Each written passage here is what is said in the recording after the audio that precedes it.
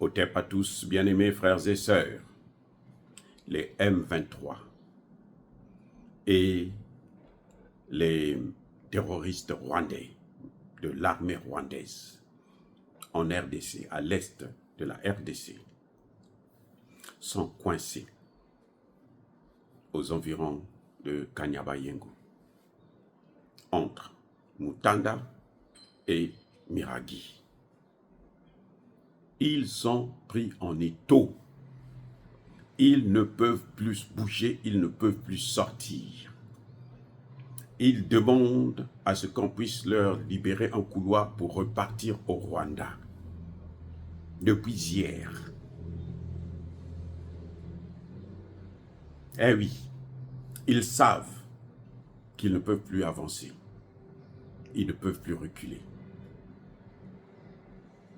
Et ils ont demandé à Paul Kagame d'intervenir dans ce sens. Mais Paul Kagame ne peut pas intervenir.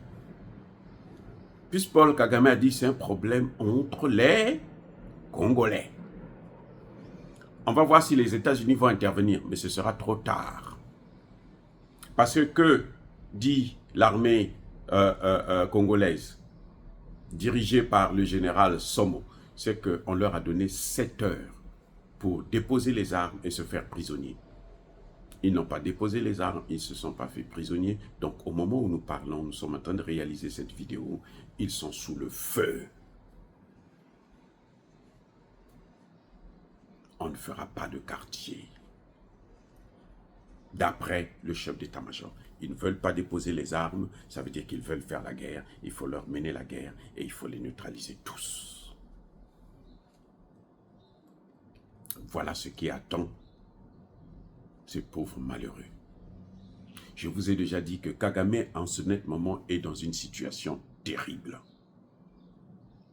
Comment il faut faire pour sauver ces troupes qui sont sur un territoire étranger, alors qu'il a toujours nié qu'il n'a pas de troupes là-bas? Comment il faut faire pour les sauver? Comment il faut faire pour prendre les mines? Roubaïa, il y a depuis un certain temps là, ils ont pris le territoire, non? Très bien. L'armée congolaise dit non, les Ouazaliens disent non, c'est bon, très bien. Ils ont encerclé seulement Roubaïa. Maintenant, sortez avec les matières premières. On va voir. Vous savez quoi? Il y en a qui meurent là-bas de faim. On ne vous le dit pas, mais c'est la réalité, puisque personne ne rentre dans Roubaïa, personne ne sort de Roubaïa. Vous avez occupé, vous prenez les matières premières. Ok, très bien. Mangez les matières premières. Mangez le coltan. C'est ça le grand problème. Ce qui donne l'insomnie à Paul Kagame actuellement, c'est ça. Manger le coltan, manger le cobalt, manger l'or, manger les minerais. Mais ces minerais-là, on ne vous laissera pas sortir avec. Chaque fois qu'ils tentent de sortir, ils sont tous, je répète, tous neutralisés. Sans pitié, tous neutralisés. Repos éternel. Et Kagame interdit à ce que les familles puissent pleurer leur mort. Pas de deuil. Jusqu'à quand? En interrogation. Et on voit maintenant des Rwandais demander l'asile. Ou en Angleterre. Pourquoi? Parce que, ils ne veulent pas aller mourir dans l'est de la RDC. Du coup, même l'Angleterre est dans de sales draps. Les accords qu'ils ont signés avec Kagame là deviennent inapplicables. My God. Dieu est grand. Dieu est grand. Ces Rwandais là vont où? Ils viennent pas aux États-Unis. Ils vont pas en France. Ils vont pas en Allemagne. Ils vont en Angleterre. Demander l'asile en Angleterre. Maintenant, prenez les réfugiés, prenez-les, envoyez-les encore au Rwanda, puisque c'est là-bas que vous devrez faire étudier vos dossiers de réfugiés. Ça devient... Hein. L'Indien, là, qui est à la tête de la Grande-Bretagne, là, eh ben, lui, il appelle. C'est ce que je disais dans une de mes vidéos. Je dis, quand un étranger vient gérer votre pays, là, c'est même pas la peine. C'est pas la peine, ne vous attendez pas à ce qu'il puisse faire un vrai travail. Parce qu'il n'a pas le soutien, il n'a pas l'esprit, l'âme de ce pays-là. Dans la Bible, on dit que dans chaque pays, chaque ville, chaque village, il y a des anges qui protègent.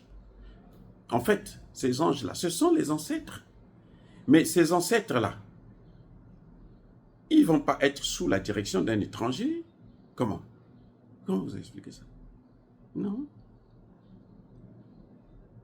Encore, si c'était un noir, ça peut se comprendre parce que le premier homme anglais est un noir. Ceux qui habitaient là, c'était des noirs. On les a seulement chassés. C'est ce qu'ils sont en train de vouloir faire avec l'Afrique actuellement. C'est ce que les Arabes veulent faire avec l'Afrique. Les Marocains, les Libanais et tout. Ce qu'ils veulent faire avec l'Afrique. C'est ça ce qui est en train de se passer. Dans 50 ans, dans 100 ans, on va dire non, c'est pas vous, c'est nous qui sommes ici. Puisque c'est nous qui avons l'argent. Vous voyez, en Afrique du Sud, il y a des villes là où c'est... Hein, ce sont seulement des Anglais qui sont là. Ils disent que c'est pour nous. L'opposition, c'est eux. Bien-aimés frères et sœurs, Paul Kagame est en difficulté. Comment peut-il sauver ses ressortissants alors qu'il a nié qu'ils ne sont pas au Congo démocratique, ce sont des Congolais? Même les Occidentaux qui demandaient la négociation maintenant se taisent. Parce qu'ils se rendent compte que, ils ont été amenés en bateau. Vous savez que le Rwanda ne vit que des aides. Allons-y. Le Rwanda n'a pas de budget. Il n'y a pas un budget. Le Rwanda vit des aides de l'Occident. C'est pour ça que le Rwanda est le pays à tout faire pour eux, pour la déstabilisation du continent africain au profit des Occidentaux. Parce qu'il vit des aides. Mais maintenant, il y a des pays qui disent non. Ce que vous faites au Congo, là, nous, on n'est plus d'accord. Parce que les grands bénéficiaires, ce sont lesquels? Ce n'est pas le Rwanda, ce n'est pas les Européens. Les Européens ont des miettes, mais ce sont les États-Unis. Maintenant, de plus en plus, les gens disent, nous, on ne veut plus travailler pour les États-Unis. Allez-y demander aux États-Unis de vous donner l'argent. Les États-Unis ont changé de partenaire, de caniche, de garde du corps. C'est maintenant Ruto. Kagame, on dit, tu es trop vieux. Tu as trop fait, tu as trop tué, tu as trop de sang dans tes mains. Nous, on ne veut pas être liés à ce sang-là. Ça devient coutou. En congolais, on dit coutou. C'est-à-dire que ça devient compliqué. Hein? C'est comme, vous voyez, un nœud là, on a attaché 1000 fois. Là. Maintenant, pour remettre les choses en ordre, ça devient compliqué, difficile. C'est la situation dans laquelle se trouve le Rwanda. Et il ne peut pas faire appel à ces Occidentaux pour sauver ces ressortissants qui sont coincés là. Il ne peut pas. Parce qu'ils vont évoquer quelle raison? Quelle raison? Entre-temps, il avait l'avantage de bénéficier du soutien des Congolais dans le gouvernement, dans l'armée. De plus en plus, on est en train de les virer. Et quand tu te fais attraper là, c'est fini, la peine de mort. Qu'est-ce qu'ils font? Tout le monde dit non, papa, reste là-bas chez toi. Laisse-nous nous débrouiller avec ce que nous avons ici. Et du coup, il est coincé. Dire cela, c'est inciter à la haine ou à la violence. Non, il y a ma colère vers Malem. Encore une fois de plus, bien aimés frères et sœurs, je persiste et je signe. Soyez bénis, abondamment bénis par le Dieu des Kémites et par nos ancêtres angélisés, mais que tous ceux qui persécutent le continent africain, le pillent et le déstabilisent, qu'ils soient noirs, blancs, chinois, arabes, juifs, indiens, qui qu'ils soient punis, foudroyés, neutralisés, écrasés, effacés par le Dieu des Kémites et par nos ancêtres angélisés. Vive l'Afrique éternelle, j'ai dit et j'assume.